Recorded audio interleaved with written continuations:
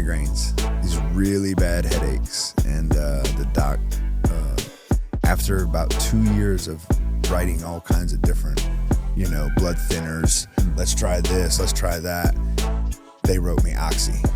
Damn. For headaches? Yeah. And it worked. Jeez. Like, I could coach all day.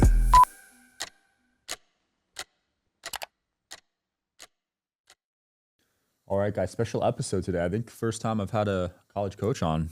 Coach Cochran, thanks for coming on today. Yeah, thanks for having me. Fired up to be here. Yeah, one of the most decorated college coaches of all time. So, yeah, man, pretty cool. Pretty cool. Cool to learn from you. And now you're on a new mission. So, big mission. Yeah, we'll dive into it. You were just out here in Vegas exploring the tunnels, right? Yeah, just checked out the tunnels. A group called Shine a Light took us around Saturday to go feed, give them water, meet them, kind of see where they are, meet them where they are. Saw some really interesting things. Yeah. There was a guy there that's been there for 10 years. He lost his entire house in a hurricane in Puerto Rico, found his way to Las Vegas. As soon as he landed, all of his luggage got taken. Whoa. So he tried to get a job. He tried to move. He tried to shake. Couldn't. Found himself in the tunnels. Damn. And has been there 10 years. That's crazy. And just talking to him, he's not leaving. That's his home. Yeah, at that point, that's a long time. Yeah.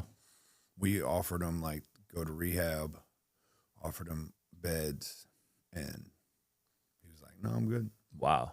Yeah. So he's more comfortable there than rehab or a bed? Correct. Interesting.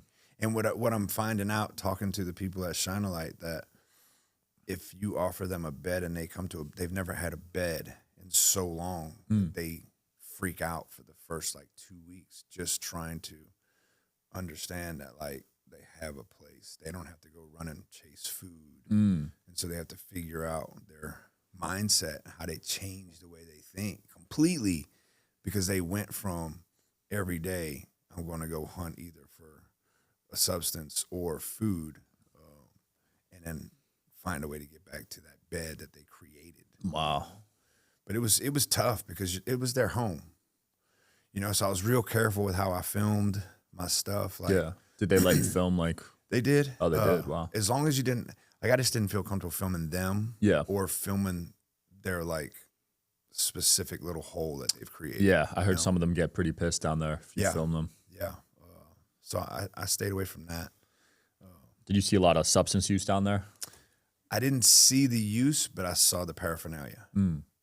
Yeah, that's a common thing, I bet, down there. And it's been freezing lately, so they're probably trying things to get by. Heck yeah, for sure. Yeah, that's a tough life. Was there a lot of people down there? The route that we went, I think we saw probably 20, 25 people. Oh, that's not as much as I thought. That felt the same way. I thought I was going to see a lot more. Yeah, because there's documentaries about those tunnels Yes. with hundreds of people in them. Yep. Maybe they were just out and about. Yeah, that's what we were thinking, that they were out and about, either going to go get food, going to go get because it was during the day. And then also there's 600 miles of tunnels down there. Damn. And we did not cover more than, I would say, a mile. 600 miles? 600 miles of tunnels crazy. down there. And it's all about those mountains, right? So that's where the purpose of it was to get the water to flush through, and the water would come down, the snow would come down. So, or monsoons. So they could get wiped out at any point. If it rains too much? Yes. That's interesting. Yeah. And Yeah. all their stuff's down there. That's it. But I guess in Vegas, it doesn't really rain like that. So Right. That's what I was wondering. yeah, we don't get much. Right. Maybe a few times a year, nothing crazy. And even when it does rain, it's not a lot. Right. Big difference from Jersey, where I grew up. Yeah, man. Rained every day there. It was a big difference for me. I grew up in New Orleans. There's nothing under you. If you dig a hole in your backyard, you're hitting water. Wow. New Orleans. Was football big over there growing up? Yeah, football was big. The high school I went to, I lost 2 games as a player, won 2 state championships. Wow. And then went and coached at LSU, and obviously I rode on Coach Saban's coattails for a while. Yeah. Did you want to go the coaching route, or did you want to be a player? At first I wanted to be a player, but that didn't work out. And then the coaching as soon as I walked into a high school, I was at LSU, and I was going into physical therapy. So I was going to be, both of my brothers are physical therapists, so I was going to go that route. And I walked into this high school to volunteer to be a coach. Within 10 seconds, I was in love. Wow. I mean, in love. That fast. Oh, my God. It was the coolest feeling. It was like, this is what I'm meant to do. No doubt, no question. My coat was off. My tie was in the corner. I was coaching the hell out of the kids. Forgot about the interview with the head coach. Completely forgot. Like, that wasn't happening, you know? And so it was really cool. So you found your purpose. I found my purpose right Coaching. there. Yeah. What do you think about coaching just drew you to it? Helping others. Knowing something that they don't know. And I don't know. I have a way of inspiring. Yeah. I think it's a gift that God's given me to inspire others, or that I can get on their level. I think really what it is. Absolutely. Yeah. I'd say that's probably part of the reason of your success. You're doing it for that reason, while some coaches do it for monetary reasons, right? For Other reasons. Yeah. Because you got to think, when I first started coaching, there wasn't much money in it. You know, it wasn't something that you're like, oh, that's a great career.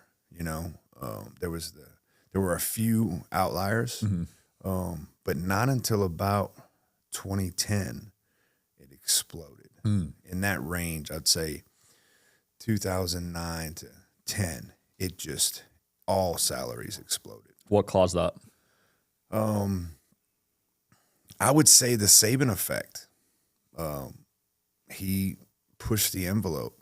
He got offered jobs left and right, and at the time, Alabama wanted to keep him. Right. You know, he had left LSU, he'd left the Dolphins. I think whatever, and so then it was like, okay, if you have a good coach, you got to take care of him. And then that coach is like, well, in order for me to be successful, I got to take care of my staff. So he set the bar high. Oh my God, yeah. So he gets a lot of credit, not just being for the awesome coach that he is, but also what he did for college football. Yeah. So, yep. Yeah. I remember growing up seeing him on TV and just really admiring it, honestly. Yeah, man. You know, what he did was he set the tone. Yes. And he did it in so many ways, right? That was the cool part, is like his leadership skills, his demeanor with players.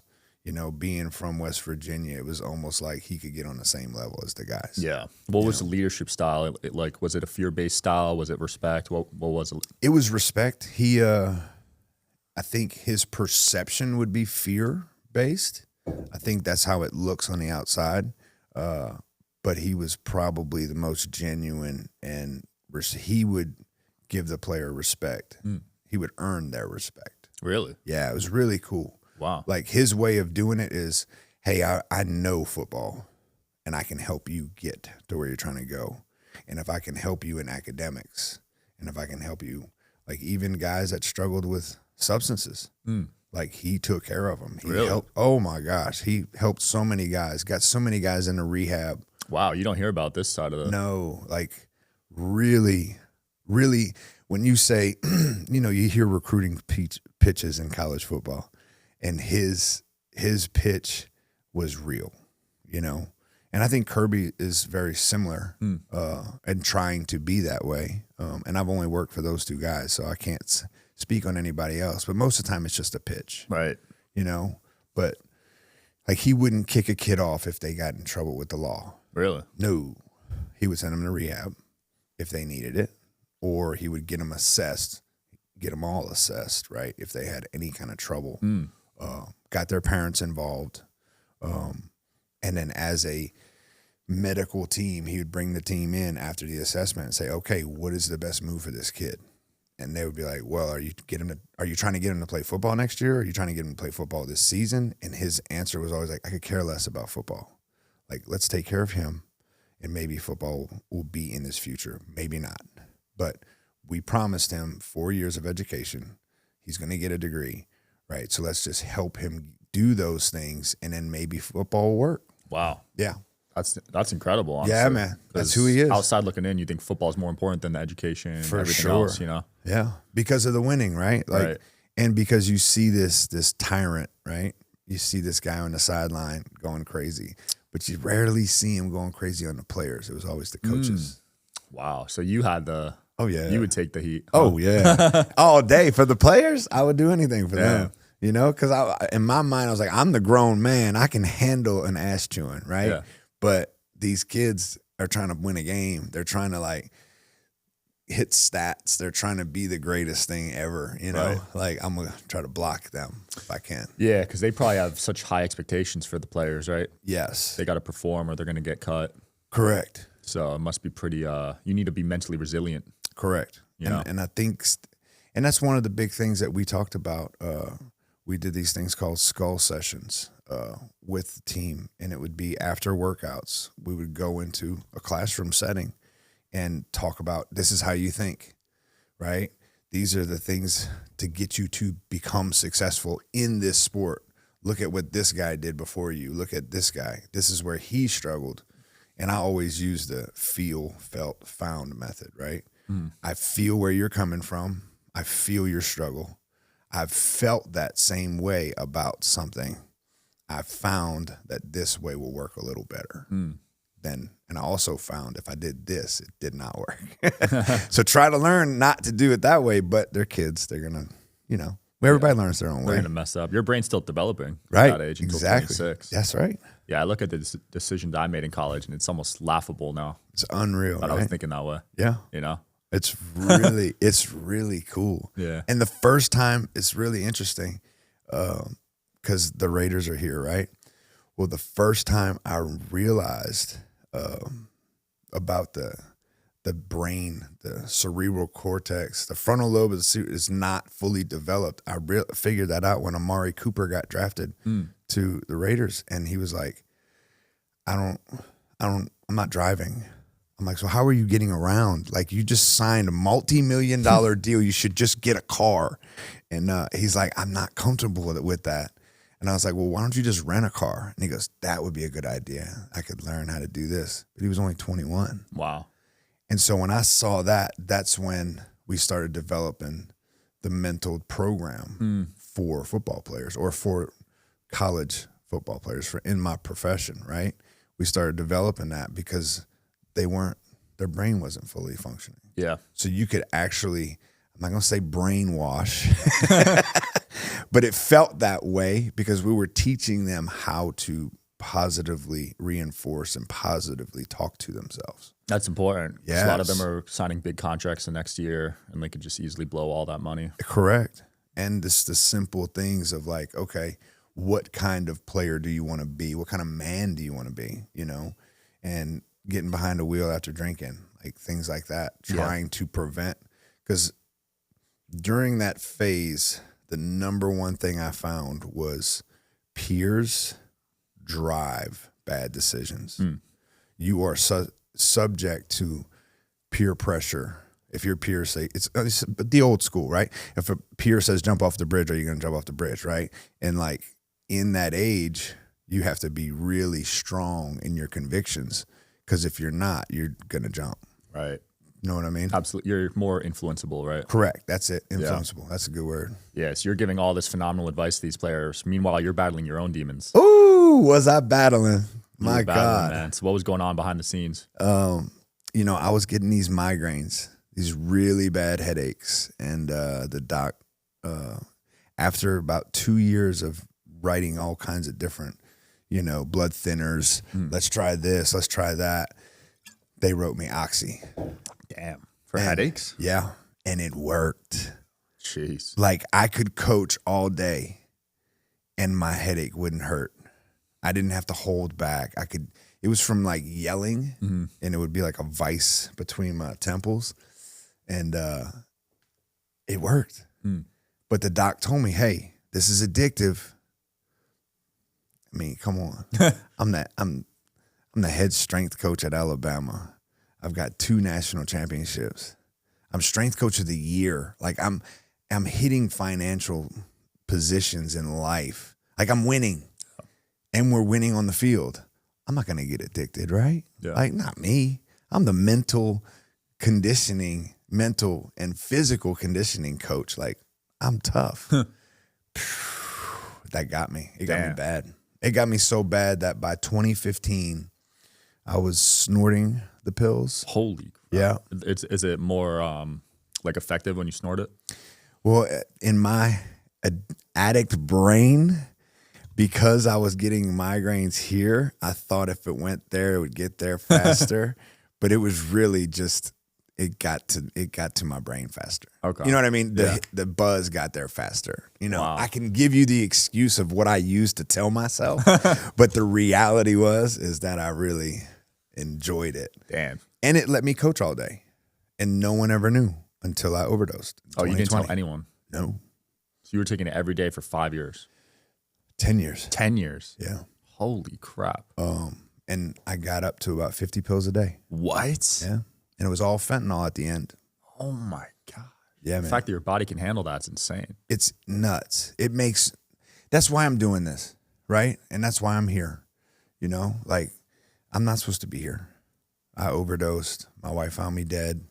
Like, all the accomplishments, you know, who cares? Wow. You know? So now I want to help others. That's incredible, man. Yeah, man. I'm sure coaching's a stressful job, first of all. So I'm sure a lot of coaches are dealing with some sort of addiction behind the scenes, right? Yes, for sure. And it's hidden until it's not, right? Yeah. It's hidden until they do a press conference and they're slurring their words. You know, it's hidden until, oh shoot, he got a DUI. You know, it's hidden until things start happening at the house, you know, and then all of a sudden it's gone. Nuts. So your wife had no idea, or Saban had no idea? No clue. Were you kind of like feeling shame about telling people? Very much. I did not, I couldn't stop. Like, I could not stop. I wanted to. I was sick of it. I wasn't getting a buzz anymore. Wow. After about the 5th, 6th year, it wasn't for a buzz. It was so that I wouldn't be sick. Damn. So this is the scary part in addiction. It was every single day.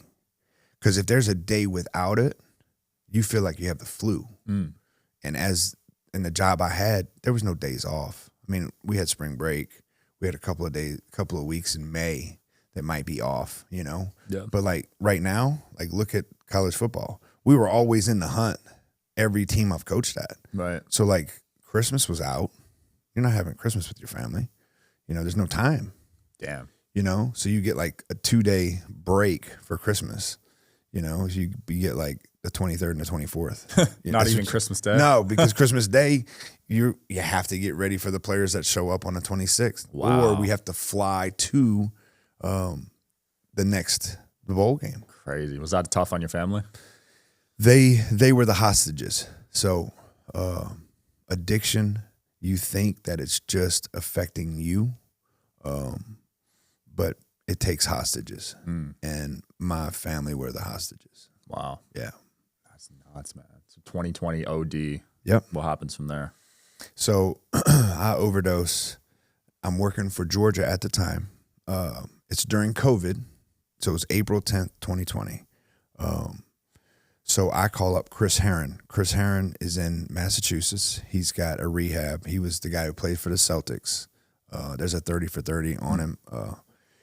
He was a heroin addict. And so I had gotten to know him beforehand because he was a motivational speaker. And so we called him. I went to rehab for 30 days. Thought I had it licked.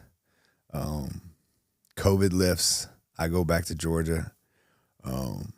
And I just remember doing a press conference. I was 2 months sober, and I killed the press conference. Like I did a really good job. And that kind of that juice I got from it, I wanted more. It wasn't headaches anymore. I couldn't blame headaches. And when you go to rehab, they kill all your doctors. So they tell the docs that you've been using, like, hey, this guy's got a problem. Stop writing him stuff, or we're sending the FBI to you. Whoa. Right? So it's opiates. So the docs were like, okay, we're done. Like, we'll never write something for him again. And so I went to the street, and that's when my pill intake skyrocketed. Damn. Yeah. So that's when my pill intake went from 25 to 50 really fast. Because they're not as strong on the street. Because they are short-lived. Because it's fentanyl. Okay. It's not. You're no longer. I thought it was at one point early. I thought it was Oxy or Percocets, but it was all fentanyl. Damn. It's nothing but fentanyl. And fentanyl, what it is a higher high, but it's short-lived. You got to keep taking it. So you got to keep going. And really, it's mental. You mentally think, oh, I'm going to get withdrawals if I don't snort another, 60 milligrams or 90 milligrams. This is the stuff that people don't want to talk about, because when you think of an addict, you think of somebody that is in the tunnels. You don't see the successful guy with 8 national championships, right? Killing it financially, the white picket fence family, you just don't see that. And that's everyday life. People are battling right now. And that's why I'm speaking on it. Yeah. Because people need to know, like, you're not alone. If you need help, there are ways to get help, Yeah. No, I think this is a much needed message, man. I really appreciate you being so open. Yeah, man. It's not easy, but it's necessary. Right. Agreed. So you get back on it. Do you end up back in rehab? Yep. So I go to rehab 2021, back to rehab. But this time I do like 110 day, 100-day stay. And man, I felt good. I was like, I got the Holy Spirit. I got all these things, man. I got Jesus. You know what I mean? Like, I'm killing it. I feel good. And then we win 2 national championships back to back. With Georgia, right? Yeah, with Georgia. And so my goal was always 10, to win 10 national championships. And I'm 45, right? I got 8. 2023 season comes, and I'm at 2.5 years sober. And I'm looking at my goal like, man, I'm going to get to 10 before I even turn 50. My ego starts it just starts. And that ego tells me, what are y'all going to tell me if I use drugs again? I'm killing it again. Like, I'm going to have 10 national championships before I'm 50 years old. Nobody's got that, right? Like, no shot that somebody's going to get that. And I'm actually going to achieve this. I called the guy up, started using again. Wow. Yeah. So that's what caused me in January to go to Kirby, Coach Smart, and say, hey, I need to get out. I need to reassess what I'm doing. Wow. So that's what caused the retirement in February? Yep. Dang. Because you were at the top of your game. Yeah. 8 titles. That's very few company, right? Right. Yeah. And so I just felt like if I can get these young men to work out when they don't want to work out, right? They don't want to do the stuff that I've had to push them through. What about if I tried to get them to get help in recovery? What if I can help change some legislation to help people that are in active addiction? Because the numbers don't lie, right? There's 29 million Americans that are in recovery, but then there's 46 million that are in active addiction. Damn. Yeah. And these are just numbers from the government, right? So it could be even higher. I believe it's higher. And they say, and from that same group, it says 107,000 overdose deaths last year in the U.S. Wow. In 2022 is 109,000. Again, they're not including suicide. They're not including some of the other things that, substance with drinking, the accidents with drinking. So It's the number one killer between the ages of 18 and 45. Substance abuse? Substance, yeah. Overdose deaths. Wow. It's the number one killer. I mean, we don't need World War III. We're killing an entire generation. Yeah, these numbers are staggering. I didn't know it was this bad. 46 million a year addicted in the U.S. Yes. That's like 15% of the population. Correct. And that's just people admitting it. That's exactly right. That's people admitting it and probably trying to figure it out, right? Wow. And this thing takes hostages. right? Yeah. So if you add both numbers up, right, the 29 and the 46, right, and then you say, okay, like my family, I was 5 in my family, they're hostages. They were in captivity. They just didn't know it, you know? Once they saw me just drown and say, I need help. Like, that's the biggest thing in addiction, right? You have to get to a point where you just say, I need help, and let everyone help you. But if you just raise your hand and say, I need help, God, let people help. Just let people help you. Give them that blessing, right? Because if, you know, if you had something going on, the car broke down, and you said, hey, I need help, I'd be fired up to go help you. You know what I mean? Like, that's a blessing for me. Like, let me help somebody else. Yeah, I think people's ego gets in the way, right? Yes. And they don't want to ask for help. Exactly right. Because it makes them look weak. That's it. But I think everyone goes through low points in life. For sure. It's unavoidable. And if they just learn that it's okay to ask for help, it's okay to say, hey, I'm struggling with something, let the miracle happen. People will come running to your aid. Yeah, because if you didn't ask, who knows what would have happened, right? Correct. If I wouldn't have had the one overdose, if I wouldn't have in January asked, like, I need help. And it took time, right? The official resignation wasn't until February 14th. You know, it took time. Like, Coach Smart's like, well, what do we do about your position? What do we do? Are you going to work a little bit? And I was like, I'm done. But it took time to get there. You know, it took time to actually, you know, it was a lot of, say, sacrifice, but it was an investment. I decided to invest in myself and into my family. Yeah. Because you're only on this thing once, you know? Absolutely. You know, and winning those 8 national championships, it's awesome. It's great. It's cool. But, like, what's next? So you're done for good. We'll see. I mean, I can't say 100% no, because you never know. Yeah. But I can say that right now, the nonprofit that I started, that I'm involved with, is very beneficial to the world. It's very fulfilling. You can impact way more people than you can as a college coach. Correct. Right. And so that's the beauty of it. I love it. And I like going into places where most people won't, you know, like the tunnels here. That was brave of you, by the way. And then I went to Kensington, Philadelphia, where xylazine, which is the zombie drug, I mean, I was in the thick of it. I haven't heard of that one. Oh, it's the new drug. Is that like fentanyl mixed with something? So it's literally a tranquilizer. It's a horse tranquilizer. And it was easier to get across the border at one point than it was from Colombia to get the cocaine. So they changed to trank is what it's called, you know? That stuff's no joke. My dad used to take horse tranquilizer. I would walk into his bedroom. He'd be yelling at the wall. Yes. I got some childhood memories of that. Yeah. And that stuff's no joke. No joke. It's scary, scary stuff. And it's in every major city right now. Oh, yeah. I just went to, I think, San Diego. Yeah, San Diego. There was more homeless people than people walking around there. And they were all, like, so out of it. Yeah. Some drug over Zombie, there. yeah. That's it. That's Could've the been that zombie one, drug, yeah. Scary stuff. Really scary.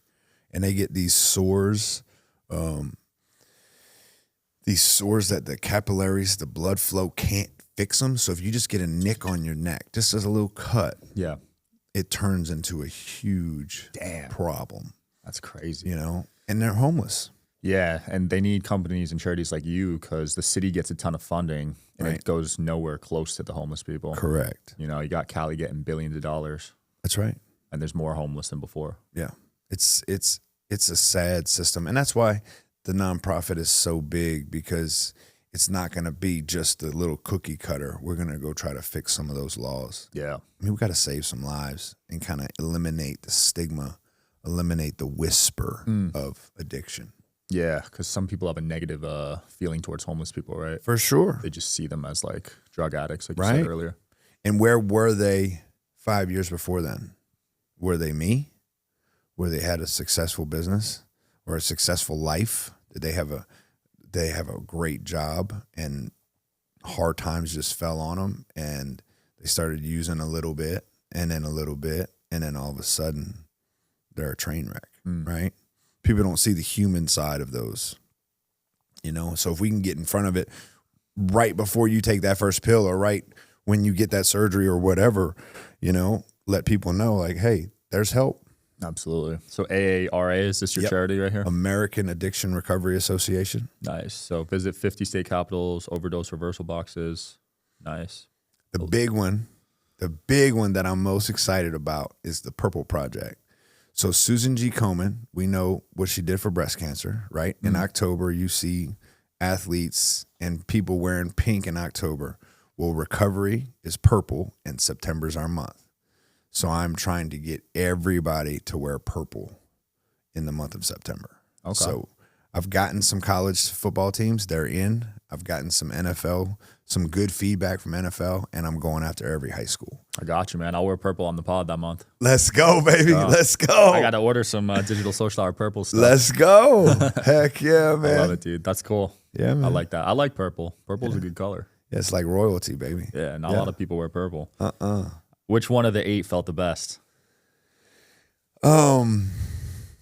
God, I'd have to say 2009. Okay, one of the earlier ones. Yeah, 2009, we were undefeated.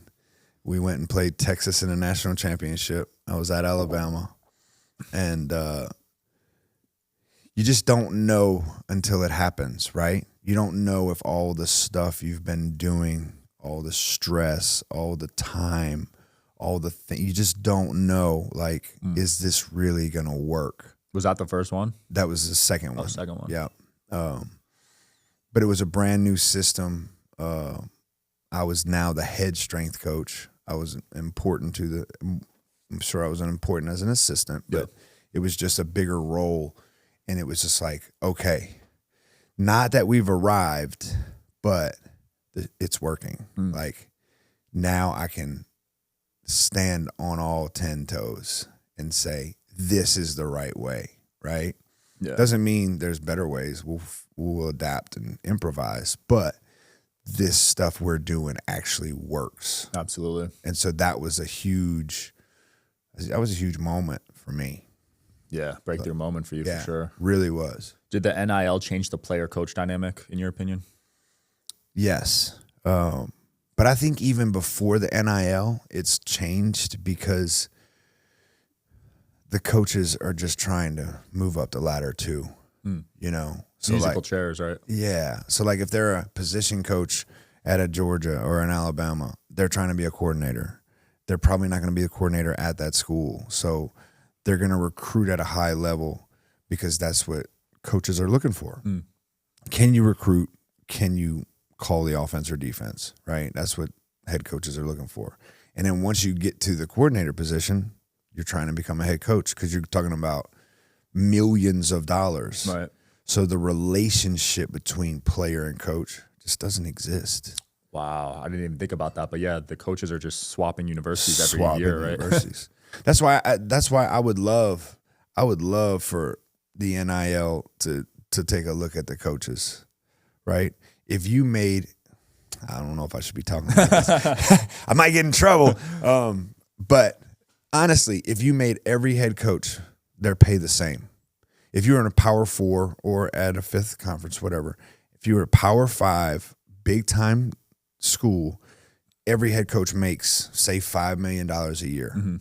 So now, what's the difference between coaching at Georgia Tech to Alabama? They're making the same amount of money as the head coach.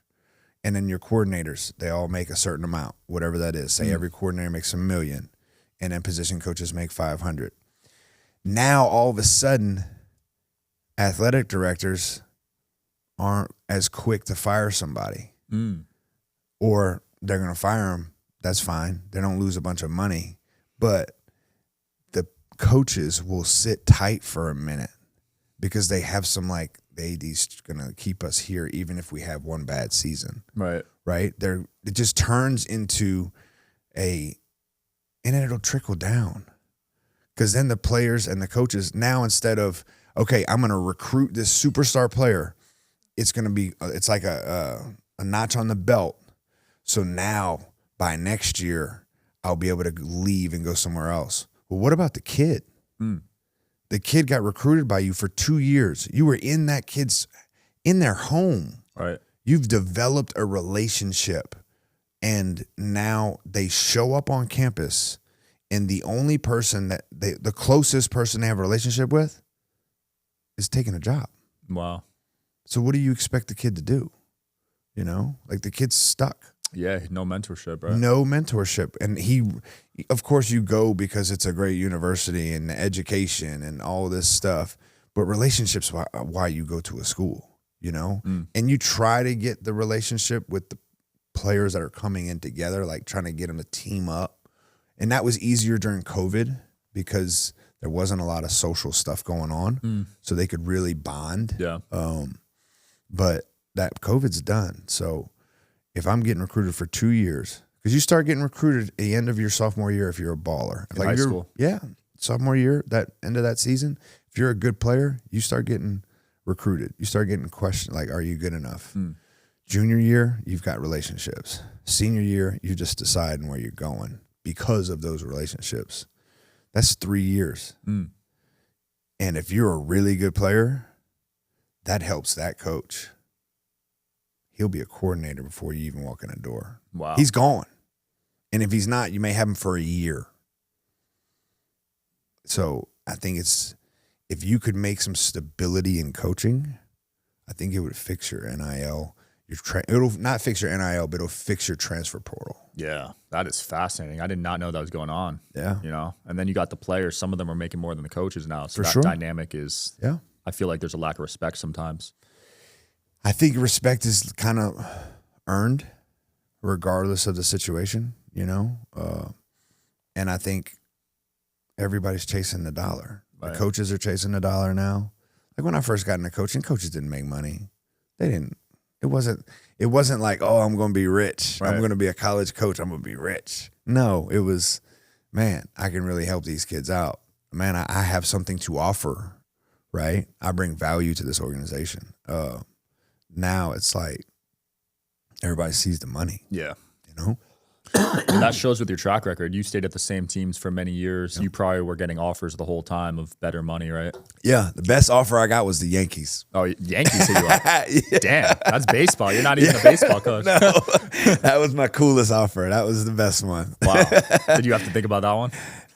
I did. I'm not a big fan of the cold, and I'm not a big baseball guy. And I think to be a strength coach for baseball, you have to love baseball. It's a different type of strength training too. Yes, right. It's not full definitely. body like football. Right. Exactly right. Yeah. But you did have an NBA stint, right? Yep. I did 3 years in the NBA. I was with the New Orleans Hornets, who are the Pelicans now. Had really good players. Was that with Chris Paul? Chris Paul, yep. Nice. His rookie year. I had him his rookie year and his second year. David West, Tyson Chandler, J.R. Smith, Nice. and Peja Stojakovic. Ooh. One of my favorites. Those are some hoopers right there. Yeah, man. We had That's a good cool. squad. How'd you like that compared to football? It was easy. Really? Yeah. I mean, you go from 130 players to 15. I mean, you were tired because of the late nights after games, flying to the next city. But you developed real relationships with players. And so you could really help them get through bumps and bruises. You could help them when they were struggling with, even if it was a financial thing, you know, because they weren't used to having the money and didn't know how to handle this and had agents pulling at them, you know. You got to really develop relationships. So it was a great job. That's cool. Well, you've done that with your college players too, because we met through one of your former players. That's right. cool that you're still talking with your old college players. Always. I actually got to go visit Henry Ruggs while I was here. Nice. And that was, man, that was tough. Yeah. Yeah. What happened with him? So he was a wide receiver here at the Raiders and got killed somebody in a car accident. Oh, I saw this. Yeah. Drunk driving, right? Drunk driving. Damn. Yeah. So we had to go through all the different hoops, security and all that to go see him. And man, it's just tough. Yeah. It's tough. Crazy that one decision can change your life so much. And to see the progression, I can't wait for people to hear his story when he is able to tell it, you know? Oh, yeah? Yeah. Yeah, because no one's ever heard his side, actually. Right. The media just painted their side. Right. And to what got him there, right? and how easily and how quickly it can happen to anybody. You know? So yeah, when he's available, he's going to jump in with my organization for sure. Nice. I'm going to grab him, you know? Yeah. Did you have a good eye for talent when you were coaching? Like, did you know certain people were going to take off? I did. I feel like I can read people really well. Off kind of in early. Sometimes I'm way wrong and I get played. So I've had to figure that out. But yeah, I can see talent. You know, everybody talks about what's the most athletic, you know, sport and all, and to me it's basketball. Really? Right? Yes. The best. And that's coming from a football coach. Yeah, the best athletes are basketball. They're hoopers. So if you know, if you're recruiting or if you're with a player and they're like, "Oh yeah, I played high school basketball," it's like, okay, he's a baller. You know, like it fits. The only other movement would be a DB. DB would be second to me. Okay. You have to run backwards. And you need good hand-eye coordination. Yeah. Wow, coming from a football coach. That's a hot take. Yeah, man. Football, there's always that question with football and basketball, who's more athletic? Right. Basketball, for sure. Well, football players are stronger, and a lot of them are fast. Correct. And I'd say basketball, they jump higher. They're more explosive, right? Right. I think if you define what an athlete is, right, it's ankle flexibility, it's hip mobility, hip movement, and every single basketball player has to have that. Right. Whereas in football, your running backs don't need it as much. Your offensive line don't need it as much. Your D-line don't need it as much, right? So, like, your DBs need it, but that ankle flexibility to me is kind of defines, and your vert kind of defines your athleticism to me. Yeah, I think explosiveness is a big part of it. Right? So, yeah, it's an easy take for me. I love it, man. Yeah, you need that ankle flexibility. You saw what happened to Max Crosby, right? Yeah. Yeah, that's rough. God, tough. I got to see Brock Bowers last night, though. Nice. One of my former players. Yeah, you probably have a player on every single team at this point. I didn't have one on the Falcons. No, I did. I did have one on the Falcons. I was like, wait, I didn't know anybody, and Rashawn Evans is there. But yeah, I have one on every team for sure. That's insane. Yeah, it's awesome to see him thrive, you know? Yeah, because you knew them when they were young. Oh, when they were trying to figure it out. When they were writing the goals down, right? When they were putting their goals on my whiteboard, like, I want to be the first pick in the draft. I want to be a Pro Bowl. Wow. Yeah, like, I want to do this. That's special. Yeah, and so, like, I get to see the, you know, and they don't reach out. They reached out when they heard I was struggling. Oh, really? Yeah, I got a lot of love. That's cool. Yeah, a lot of love on that. I mean, that shows you really played a role in their life then, you know? That made me feel good, for sure. Yeah, I bet. Yeah. Well, dude, what's next for you? I want to do some charity stuff with you next time you're in Vegas. Yeah, so we're going to try to hit all 50 states, and you can find us on eliminatethewhisper.com. That's our website, and anything in the Purple Project. You know, I want Purple to be a big – I just think that if you put Purple out there, people are going to ask questions, whether if it's a volleyball player wearing a purple headband, right, in season, whether it's a football player wearing a purple eliminatethewhisper.com mouthpiece, right, or purple socks. Like, I'm talking about high school all the way through the NFL and then every sport. Why not?